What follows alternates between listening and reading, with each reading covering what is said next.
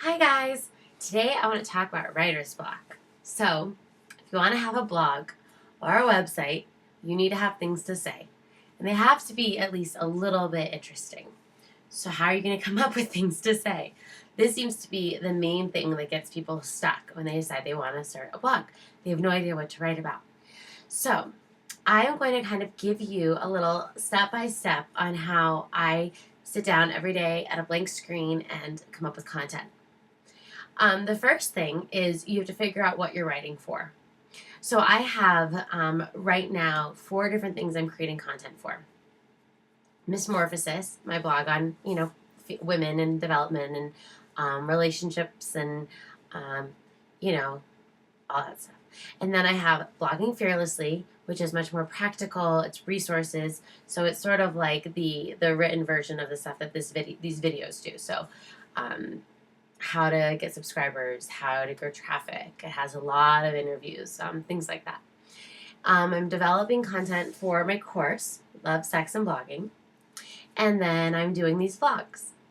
So I'm going to kind of go through each one and talk about how it's a little bit different when you're creating content for each of these different platforms. When I'm creating content for Mismorphosis, I'm trying to abide by or fulfill the goal of the website, which is fearless thinking. So I want to stir up a little bit of controversy. I want to put things out there that make other people uncomfortable. I want to say something that's going to always be at least a little bit shocking or thought-provoking. The main goal is to take concepts that we might overlook or think are outdated, like monogamy and divorce, or our bodies, and really explore them in light of what it means to be a modern woman. Unlike women in the 1950s, I can sit here in my flannel and say, babe, I have to work tonight because I'm building my own business. That is not what women in the 50s were doing when they had a boyfriend. They were dressing up and trying to get him to put a ring on it. So it's a whole new reality that we're dealing with. And that is something that I want to explore. I want us to learn to think for ourselves. I want us to be courageous. I want us to be authentic. And the best way to ask people to be courageous and to be authentic is to be courageous and authentic. And when I'm willing to put myself out there, then it makes other people willing to put themselves out there. And we spark these awesome conversations. So that's the brand of Mismorphosis. Mismorphosis is very much a blog for a blog's sake. It wasn't built as a business. It was built as a blog. So on Blogging Fearlessly, when I talk about growing your blog to grow personally or professionally, Mismorphosis is much more the personal realm. The things I've gotten on Mismorphosis are millions, and it was yet a personal blog. So that's Mismorphosis.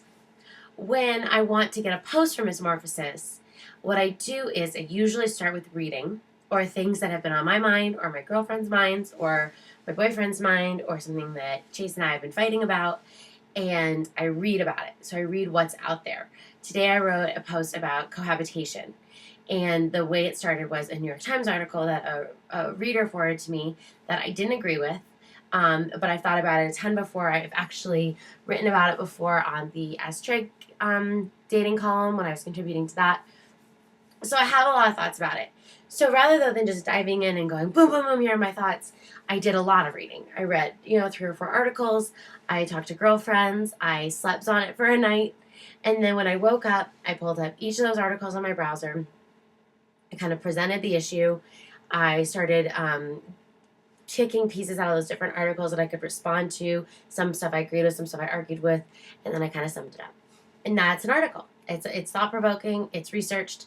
It states my own opinion, which is, demonstrating the courageousness that then allows other people to demonstrate their own courageousness. I edited it. It took me a couple hours, so it was, well written and crisp. And then that was a post. For Blogging Fearlessly, I am not looking at things to disagree with. I'm not trying to start controversy. It's nothing like that. It's a resource-based site. So it's interviews, and all the interviews have a common purpose, which is to inspire, show you new ways to use blogging, etc., etc. Other articles address questions that I get with my consulting clients. So a lot of people deal with writer's block or organizing their thoughts, or building traffic, or getting subscribers. So any of those common recurring questions that are simple and don't need to be tailor-made to the individual person, I can address in a post on Blogging Fearlessly. And those are usually pretty successful.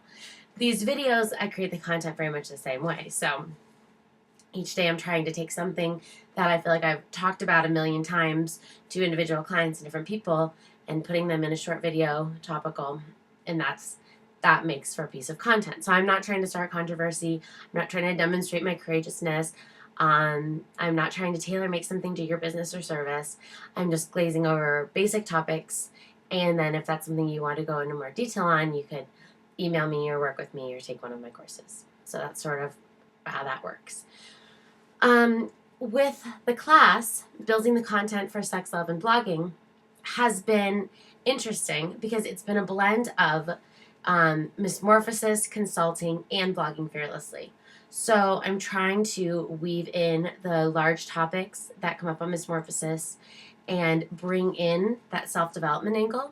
But unlike on Mismorphosis, where I'm bringing them up for a discussion and saying, here's what I believe, for sex, love, and blogging, I'm making it much more general and much more specific. I'm tailoring it to different people's preferences and lifestyles, and then giving you actionable tips for how you can, find love or cope with these issues or things like that. So it's much more self-help based, which is different than Mismorphosis, which is much more thought-provoking and discussion-based. So creating the course has been a really interesting blend of all of the best of each of my different sites and skills and assets, in making it something that's, informative and thought-provoking and tailored the way consulting is, and yet still cohesive. So when you start looking at creating content or looking at a blank slate, you need to be thinking about what you're trying to accomplish. If you're looking for viral traffic, then you want to be creating different sorts of headlines and posts and using a certain set of language.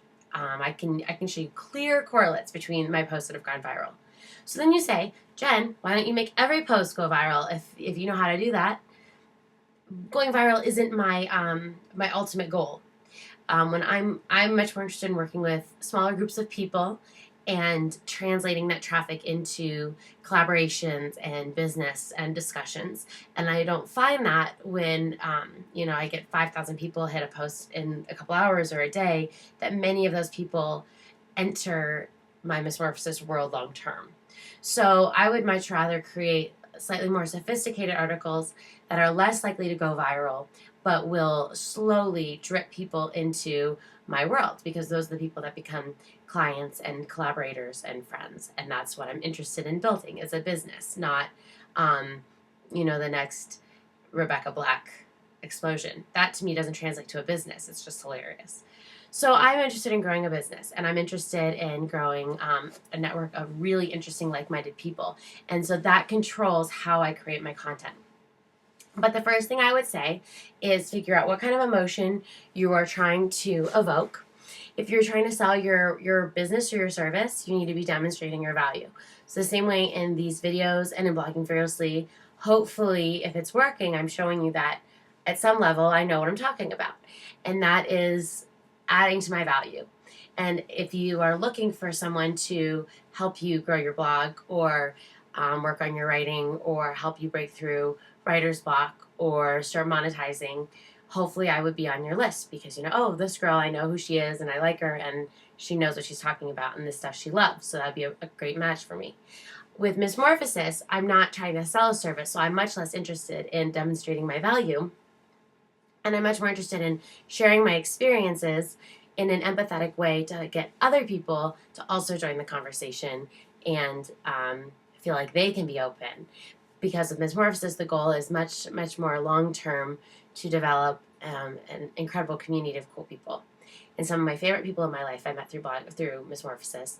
And so that's not about selling, although at some point most sites do get monetized just because that's what keeps them alive. But it's not, the primary goal isn't to demonstrate my value, it's to be an interesting part of your life. So, I hope that helped. When all else fails, if you are running out of things to talk about, you need to be reading. most writing stems from reading. So if you are running out of things to say, chances are you aren't reading enough. If you want to see what I'm talking about, I have a full bookshelf in my bedroom in the other room.